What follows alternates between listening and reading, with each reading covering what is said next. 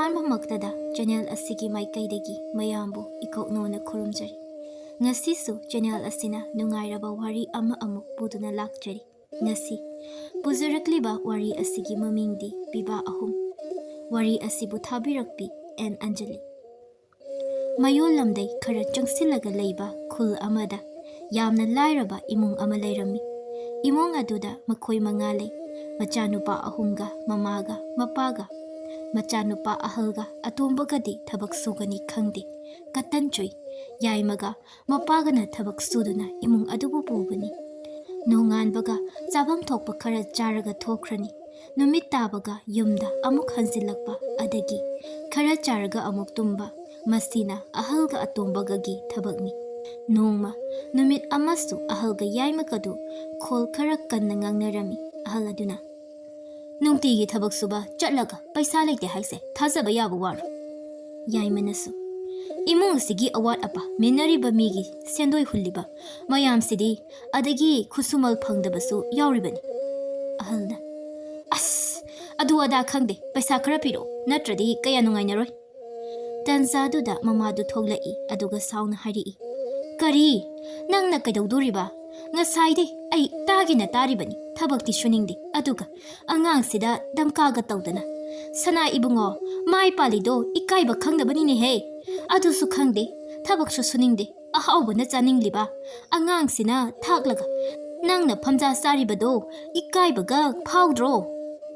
ꯑꯍꯜ ꯑꯗꯨ ꯁꯥꯎꯅ ꯍꯥꯏꯔꯛꯏ, "ꯏꯃꯥꯁꯤꯗꯤ ꯑꯩꯕꯨ ꯑꯉꯥꯡ ꯃꯃꯥꯡꯁꯤꯗ ꯎꯁꯤꯠꯇꯕꯅꯤꯗ. ꯃꯤꯆꯪ ꯃꯤꯈꯥꯏꯒꯗꯤ ꯅꯥꯏꯅꯔꯣꯏꯁꯤꯗ." ꯎꯁꯤꯠꯇꯕꯒꯤ ꯃꯑꯣꯡꯗ ꯃꯆꯤꯟꯗ ꯑꯃꯨꯛ ꯃꯨꯔꯨꯝ ꯃꯨꯔꯨꯝ ꯁꯣꯜꯂꯤ. "ꯑꯉꯥꯡꯁꯤꯅ ꯊꯕꯛ ꯈꯔ ꯁꯨꯔꯤꯅ ꯏꯊꯛ ꯀꯥꯍꯟꯒꯦꯒ ꯇꯧꯏꯅꯦ." ꯐꯠꯇꯕ ꯃꯤꯗꯤ ꯑꯐꯕ ꯋꯥꯈꯜ ꯈꯟꯕ ꯉꯝꯗꯦ ꯍꯥꯏꯕꯗꯨꯅꯤ. ꯉꯁꯥꯏꯗꯒꯤ ꯉꯥꯡꯂꯤꯕꯗꯨ ꯑꯍꯜꯒꯤ ꯃꯀꯣꯛꯇꯗꯤ ꯐꯠꯇꯕ ꯑꯣꯏꯅ ꯑꯣꯟꯈ꯭ꯔꯤ. ꯃꯃꯥꯅ, "ꯃꯤꯆꯪ ꯃꯤꯈꯥꯏꯒꯤ ꯋꯥ ꯅꯠꯇꯦꯅꯦ, ꯏꯀꯥꯏꯕꯁꯨ ꯈꯔ ꯈꯪꯉꯨ ꯍꯥꯏꯕꯅꯤꯅꯦ." ꯑꯍꯜꯅ, "ꯏꯅꯥꯎꯄꯥꯅꯦꯅ ꯑꯩꯅ ꯁꯦꯜ ꯈꯔ ꯍꯪꯕꯩ ꯅꯠꯇ꯭ꯔꯣ ꯅꯣꯏꯅ ꯑꯗꯨꯛ ꯌꯥꯝꯅ ꯉꯥꯡꯂꯤꯗꯣ? ꯐꯔꯦ, ꯉꯁꯤꯗꯩ ꯑꯩ ꯌꯨꯝꯁꯤꯗ ꯑꯃꯨꯛ ꯍꯟꯅ ꯍꯟꯖꯤꯜꯂꯛꯑꯣꯏ. ꯅꯨꯡꯉꯥꯏꯅ ꯂꯩꯍꯧꯔꯣꯀꯣ ꯅꯣꯏ." ꯑꯗꯨ ꯍꯥꯏꯔꯝꯃꯒ ꯈꯨꯗꯣꯝꯕꯤꯒꯗꯨ ꯁꯤꯡꯗꯨꯅ ꯁꯥꯎꯅ ꯊꯣꯡꯒꯥꯜꯂꯣꯝꯗ ꯊꯣꯛꯈꯤ. ꯃꯃꯥꯁꯨ ꯂꯥꯎꯗꯨꯅ ꯂꯩꯍꯧꯏ. "ꯐꯔꯦ, ꯋꯥꯏꯗꯨꯝ ꯁꯪꯂꯅꯤ. ꯆꯠꯄꯤꯈ꯭ꯔꯣ. ꯅꯣꯏ ꯂꯩꯕꯗꯒꯤ ꯏꯃꯨꯡꯁꯦ ꯃꯍꯤ ꯂꯥꯡꯂꯕꯅꯦ." ꯌꯥꯏꯃꯅ, "ꯀꯩꯒꯤꯅꯣ ꯑꯗꯨꯃꯥꯏꯅ ꯍꯥꯏꯗꯨꯕꯨ ꯏꯃꯥ? ꯇꯥꯆꯧꯁꯦ ꯁꯥꯎꯅ ꯆꯠꯈ꯭ꯔꯦ. ꯇꯁꯦꯡꯅ ꯍꯟꯖꯤꯜꯂꯛꯇ꯭ꯔꯗꯤ ꯀꯃꯥꯏ ꯇꯧꯗꯣꯏꯅꯣ?" ꯃꯃꯥꯅ, "ꯀꯌꯥꯝ ꯁꯥꯡꯅꯕꯨ ꯆꯠꯅꯤꯒꯦ ꯊꯕꯛ ꯁꯨꯅꯤꯡꯗ꯭ꯔꯤꯁꯤꯒ? ꯀꯔꯤ ꯆꯥꯔꯒ ꯍꯤꯡꯗꯣꯏꯅꯣ? ꯃꯔꯥꯏ ꯍꯟꯖꯤꯜꯂꯛꯆꯅꯤ, ꯀꯦꯝ ꯈꯜꯂꯨꯅꯨ." ꯑꯗꯨ ꯍꯥꯏꯔꯝꯃꯒ ꯃꯃꯥ ꯑꯗꯨꯁꯨ ꯆꯪꯈ꯭ꯔꯤ. ꯌꯥꯏꯃꯒ ꯃꯄꯥꯒꯁꯨ ꯊꯕꯛ ꯊꯣꯛꯈ꯭ꯔꯤ. ꯑꯇꯣꯝꯕꯁꯨ ꯃꯥꯒꯤ ꯅꯣꯡꯃꯒꯤ ꯁꯣꯏꯕ ꯌꯥꯗ꯭ꯔꯕ ꯂꯩꯀꯥꯏ ꯀꯣꯏꯕ ꯊꯣꯛꯈ꯭ꯔꯤ. ꯅꯨꯡꯗꯥꯡ ꯋꯥꯏꯔꯝ ꯌꯧꯁꯤꯜꯂꯛꯏ. ꯑꯗꯨ ꯐꯥꯎꯕ ꯃꯆꯥꯅꯨꯄꯥ ꯑꯍꯜꯗꯨ ꯍꯟꯖꯤꯜꯂꯛꯇꯦ. ꯃꯇꯝ ꯑꯗꯨ ꯐꯥꯎꯗꯤ ꯃꯃꯥꯗꯨꯁꯨ ꯀꯔꯤꯝ ꯈꯟꯖꯤꯜꯂꯨꯗꯦ, ꯃꯍꯧꯁꯥꯗꯩ ꯊꯦꯡꯅ ꯍꯟꯖꯤꯜꯂꯛꯄꯅꯤꯅ. ꯑꯗꯨꯕꯨ ꯍꯥꯟꯅꯗꯤ ꯆꯥꯛ ꯆꯥꯔꯝꯗꯥꯏꯗ ꯍꯟꯖꯤꯜꯂꯛꯄꯅꯤ, ꯉꯁꯤꯗꯤ ꯍꯟꯖꯤꯜꯂꯛꯇ꯭ꯔꯤ. ꯍꯜꯂꯛꯀꯗ꯭ꯔꯥ ꯍꯥꯏꯗꯨꯅ ꯉꯥꯏꯔꯛꯄꯗ ꯑꯍꯤꯡ ꯌꯧꯁꯤꯜꯂꯛꯏ. ꯃꯇꯝꯗꯨꯐꯥꯎ ꯍꯟꯖꯤꯜꯂꯛꯇꯕꯗꯨꯗꯗꯤ ꯃꯤꯄꯥꯏꯕ ꯐꯥꯎꯔꯛꯏ. ꯃꯆꯤꯟꯗ ꯄꯪꯍꯥꯏꯗ ꯍꯥꯏꯔꯕꯁꯨ ꯃꯆꯥꯅꯤꯅ ꯅꯨꯡꯁꯤꯔꯤꯕꯅꯤ. ꯑꯍꯤꯡꯗꯨ ꯃꯤꯀꯞ ꯀꯛꯂꯥ ꯑꯃꯐꯥꯎ ꯎꯏꯁꯤꯟꯗꯅ ꯍꯧꯈꯤ. ꯃꯆꯥꯅꯨꯄꯥ ꯌꯥꯏꯃꯒ ꯃꯄꯨꯔꯑꯣꯏꯕꯒꯁꯨ ꯍꯜꯂꯛꯄ ꯊꯦꯡꯂꯅꯤ, ꯊꯕꯛ ꯃꯐꯝꯗ ꯑꯍꯤꯡ ꯌꯥꯔꯦꯛꯑꯅꯤ ꯍꯥꯏꯗꯨꯅ ꯍꯜꯂꯛꯇ꯭ꯔꯤ. ꯃꯄꯥ ꯃꯆꯥꯗꯨ ꯂꯩꯔꯝꯂꯕꯗꯤ ꯑꯍꯤꯡꯗꯣ ꯊꯦꯡꯂꯕꯁꯨ ꯊꯦꯡꯅ ꯃꯆꯥ ꯑꯍꯜ ꯊꯤꯕ ꯊꯣꯛꯀꯗꯕꯅꯤ. ꯃꯃꯥꯗꯨ ꯃꯆꯥ ꯑꯍꯜ ꯍꯜꯂꯛꯄ ꯉꯥꯏꯅ ꯉꯥꯏꯅ ꯑꯍꯤꯡꯗꯨꯃ ꯍꯧꯈꯤ. ꯅꯣꯡꯉꯥꯟꯕꯒ ꯃꯆꯥꯅꯨꯄꯥ ꯑꯇꯣꯝꯕ ꯍꯧꯗꯣꯛꯇꯨꯅ ꯃꯌꯥꯝꯕ ꯑꯍꯜ ꯊꯤꯔꯨꯅꯕ ꯍꯥꯏꯈꯤ. ꯑꯗꯨꯕꯨ ꯊꯧꯁꯥꯗꯅ, "ꯑꯗꯨꯝ ꯍꯟꯖꯔꯛꯆꯅꯤ, ꯑꯉꯥꯡ ꯃꯆꯥꯁꯨ ꯅꯠꯇꯕꯗꯨꯕꯨ," ꯍꯥꯏꯔꯝꯃꯒ ꯆꯠꯈ꯭ꯔꯤ. ꯅꯣꯡꯃ ꯅꯤꯅꯤ ꯍꯧꯈꯤ. ꯌꯥꯏꯃꯒ ꯃꯄꯥꯒꯅ ꯊꯪꯅꯕ ꯈꯨꯜꯗ ꯆꯠꯇꯨꯅ ꯀꯣꯏꯊꯤ ꯊꯤꯈꯤ. ꯐꯪꯕ ꯀꯧꯕ ꯂꯩꯈꯤꯗꯦ. ꯑꯁꯨꯝꯅ ꯍꯧꯈꯤꯕꯅ ꯊꯥ ꯑꯃ ꯐꯥꯔꯦ. ꯃꯃꯥꯗꯨꯗꯤ ꯆꯥꯒꯅꯤ ꯊꯛꯀꯅꯤ ꯈꯪꯗ꯭ꯔꯤ. ꯐꯅ ꯉꯥꯎꯁꯤꯟꯅꯔꯕꯁꯨ ꯃꯆꯥꯅꯤ, ꯀꯩꯗꯧꯕꯒꯤ ꯅꯨꯡꯁꯤꯔꯣꯏ? ꯊꯥ ꯑꯃ ꯐꯥꯅ ꯃꯆꯥ ꯀꯣꯏꯍꯜ ꯂꯥꯏꯍꯜꯕꯨ ꯎꯕ ꯐꯪꯂꯛꯇ꯭ꯔꯕꯗꯗꯤ ꯑꯄꯣꯛꯄꯤ ꯃꯃꯥꯗꯤ ꯀꯔꯤ ꯐꯤꯕꯝ ꯑꯣꯏꯒꯅꯤ? ꯃꯥꯡꯒꯣꯜꯒꯤ ꯆꯨꯔꯤ ꯃꯈꯥꯗ ꯃꯈꯣꯡ ꯌꯥꯟꯊꯗꯨꯅ ꯐꯝꯂꯒ ꯃꯪꯗꯨꯅ ꯂꯩꯔꯤꯉꯩ ꯊꯣꯡꯒꯥꯜꯂꯣꯝꯗꯩ ꯃꯆꯥ ꯌꯥꯏꯃ ꯆꯦꯟꯁꯤꯜꯂꯛꯄꯗꯨ ꯎꯏ. ꯌꯥꯏꯃꯅ ꯇꯍꯥ ꯆꯦꯟꯁꯤꯜꯂꯛꯇꯨꯅ ꯃꯃꯥꯗ ꯍꯥꯏꯔꯛꯏ, "ꯏꯃꯥ, ꯇꯨ ꯇꯥꯆꯧꯅ ꯏꯔꯛꯄ ꯆꯤꯊꯤꯅꯤ." ꯆꯦꯗꯨ ꯊꯥꯡꯒꯠꯇꯨꯅ ꯎꯠꯂꯤ. ꯃꯃꯥꯅ, "ꯀꯔꯤ? ꯅꯈꯣꯏ ꯇꯥꯆꯧꯒꯤ ꯆꯤꯊꯤ? ꯀꯗꯥꯏ ꯄꯨꯔꯛꯎ, ꯏꯃꯥ, ꯇꯥꯅꯤꯡꯕꯅ ꯉꯥꯏꯉꯝꯗ꯭ꯔꯦ." ꯃꯄꯥꯁꯨ ꯀꯧꯊꯣꯛꯏ. ꯌꯥꯏꯃꯗꯨ ꯆꯤꯊꯤꯗꯨ ꯄꯥꯔꯛꯏ. "ꯏꯅꯥꯎ ꯌꯥꯏꯃ, ꯅꯌꯥꯝꯕ, ꯅꯪꯒꯤ ꯅꯐꯝꯗ ꯌꯥꯝꯅ ꯂꯥꯟꯈ꯭ꯔꯦ. ꯑꯩꯕꯨ ꯉꯥꯛꯄꯤꯌꯨ." Ima babadi karisu tawdaba natra. Aisu tekta kaidana lay. Aigi layfamdi hanglakkan. Ai noigi nateng pangba ngamnaba kanna hotnari. Ai nongmadi soidana noigi mangda anoba saktamga loinana leplakani. Matang swaida loisilagi nakhoisu phasana layuko. Imasu nadanaba taw hayuko. Sethi adu paba loirakpada mama adu kaplami. Noma yaimana khulgi kaithelda hinjang napi leiringai ahal nupa amana kauduna hairei. Ahal nupa aduna yaima natrani nangbo. Yaimana mani ipal di kadomda lengbirubano. Cha glass amata thakki haina thogla ambani. Nangdi kaikheldagi atek anau laige thogla ibra. Hoi ipal. Ihe aidi kawuri. Nang thengnabaga haigi khanbani. Aduga hekta kauthu uri. Kaiwano ipal. Yaima nayambadu nahan aina kasar satpada thengnai. Yaimadu harauboi ngakpoi ahal adugi manakta hena changsinduna hairei. Tachau thingnaiba. Kaiwaida thingnai no ipal. Mana kari hairakke. Ma karam kanda lakani haigi ipan. Ahal nupaduna yaimabu makokta nungsina nandabiduna hairei. Nayambadu wakhal kharadi taraba malini. Thabakka suduna lehawini. Nangna satninglabasu mafamdo ai khangi aiga punna chatminnasi. Yaimadu khara taptharaga amuk hairei. Tachaudo aikhoida saubu phatri haibro. La aroi haibro. Mana nakhoibusu udaba kuiri. Karam tawrigi hanglakpani. Mahak hanaga manadri yam honglabani hainasu hairakpani. Ma soidana lakani ima pabung. Inaw singbusu nungaina thamnaba ma kanna hotnari hairakpani. Ahaladuga ngahak wari sanaraga pochai khara leiduna mayumda halai. Mayum hek yaubaga mamada mapalna hairakpa wasingdu tammi. Mamasu pau adu tabada yamna haraujarami. Mamadu sakfang khawong hongkhiduna tapna hairei. Yaima nayambadubu halakkini haibrane. Aikhoibu mana warauramgani yamna. Aikhoinasu sauninglibani haiduna yamnasu ngangbikri. Ima tachawna aikhoi yamna uningi hairi idudi. Ma kaisu aikhoibu warauramloi. Ado ima ai tachawgi manakta chatki tachawbu uningi. Karam tawna nangdi lapkraba mafam aduda chatkadawriba. Ipalga chatminadoini. Aduga nacha aise nupanini. Kaidawbagi tachawgi leifam thiba ngamloidoino. Machagi wahaiduda mamadu thamoi penjarami. Nongma nini haukri atombasu gyan taraduna imungi mateng pangba haurabani. Namitto atomba labukta uchek taba senaba thoglakpada lambida leisabi khara thengnarei. Leisabi amana Atomba noitada yaimadi thoglakpa ukhidre kai chakrage.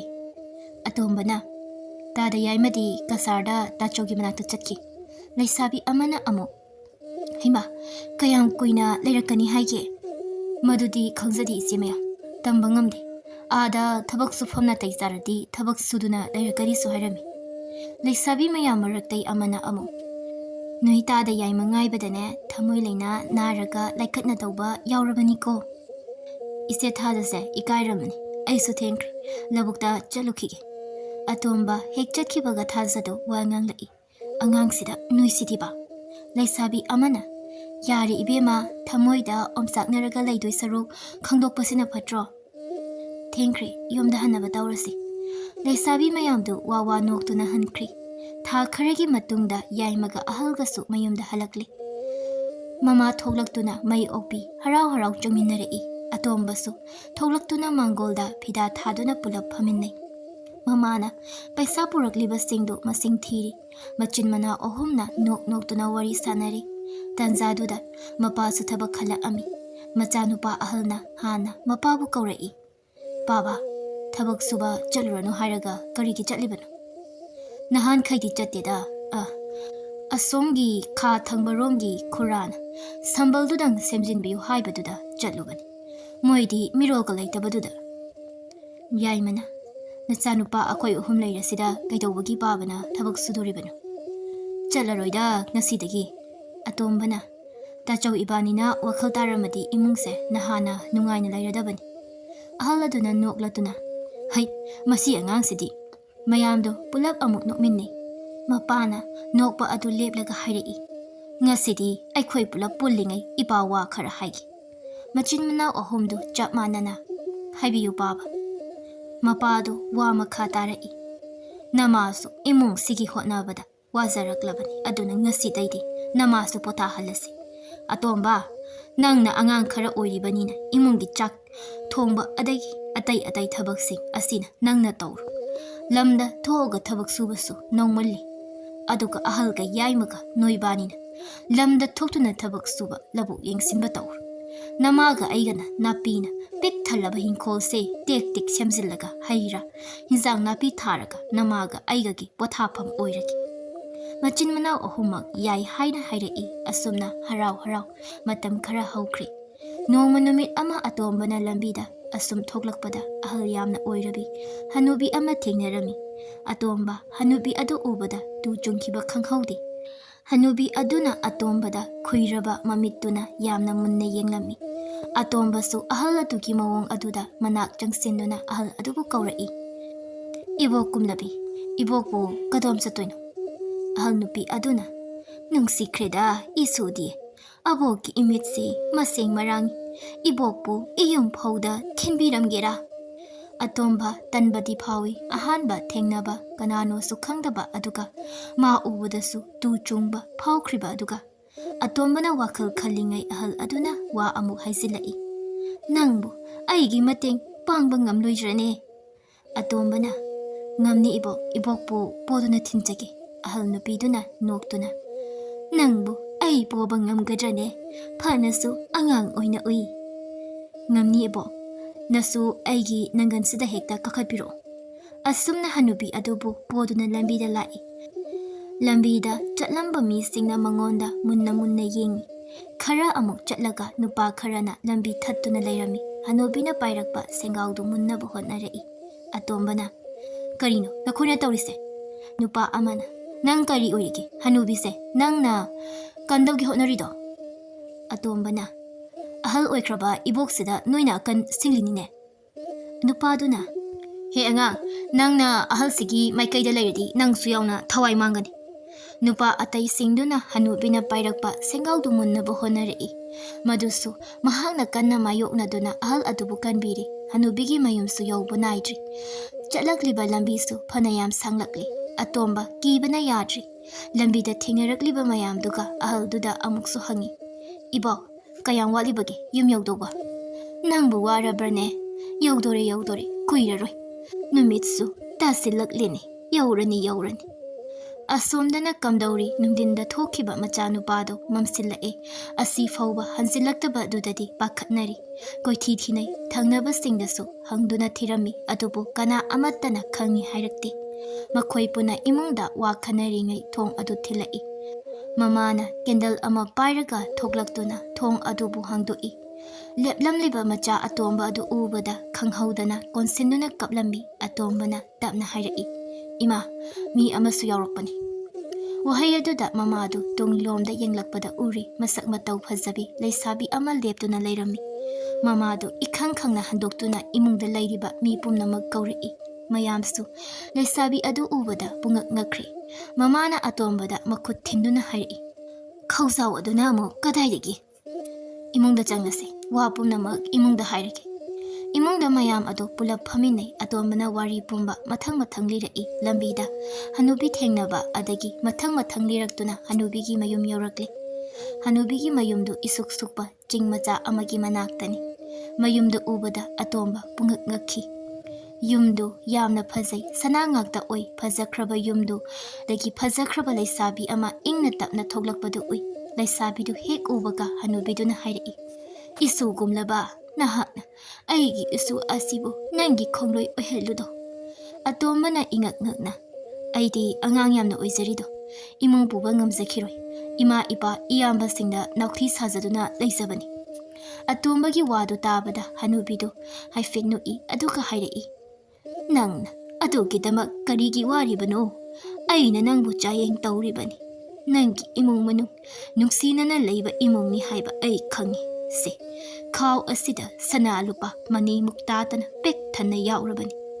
Masi hairaga khokjau ama pirei atomba khau adu hek loksinba ngamdi hanubina lawsilo kari su singnagano aibu manglo kaidano leirisibo masa matomda khupakna amuk thajinjai mangnati taibang nini aidi ahal oisilakli aduna isu asigi mafam amatang khanglaga sikhrabasu yare pakhang kayani isu asibu lauragi haiduna lakliba adubu mabok aina pamde mabok aina pambadi maraibak thirabi isu se nungaina leikiba thamoi singjaba pakhang amaki manakta nungaina lenjakhiba aduni matamse thengkhrani isu asibu puduna chatkru isu asibu luna tawiuko asumna laisabi phasabi adubu mabokna haimanbadagi atombana puduna lakhi wari liba loirakpada mayamgi mangda chana thaknaba mayam paiduna lairami madu ubada makoidi pungak ngakri